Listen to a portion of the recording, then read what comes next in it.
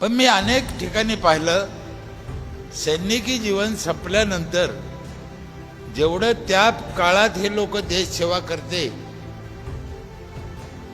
निवृत्त झाल्यावर म्हणा किंवा वीरमरण आल्यावर म्हणा, त्याच्यानंतर ज्या पद्धतीने इकडे आल्यावर त्यांना वागणूक पाहिजे किंवा सुविधा पाहिजे ते असताना मला काही दिसत नाही. मी अनेक वर्षापासून या विषयावर बोलतो. मी शासनाला पण 1-2 वेळेस बोललो, कार्यक्रमात बोललो, आमदार खासदाराला बोललो. आत्ताही आम्ही पालवे साहेब बोलत असताना माझी पण तीच इच्छा आहे की प्रत्येक गावामध्ये जे निवृत्त झालेले सैनिक आहे ते आमच्या ग्रामपंचायतमध्ये त्यांनी असायला पाहिजे, सदस्य सरपंच म्हणून तरी असायला पाहिजे. कारण त्यांचा जो सैनिकी खाक्या आहे तो या गावाला दाखवल्याशिवाय ग्रामाचा विकास होणार नाही, हे माझे ठाम विषय आहे.